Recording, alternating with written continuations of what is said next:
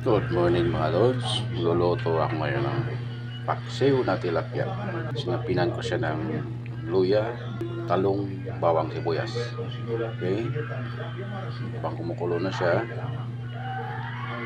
lalagyan mo siya ng siling green. Ayan. Parang mayroong sipanghang. Tapos mag-blender ako ng seasoning para dagdag pampasarap. I-dissolve natin seasoning para ma-absorb sa ating tilapia. Paksiw na tilapia. Tikman mo naman. Tikman mga lods. Lasa. Okay.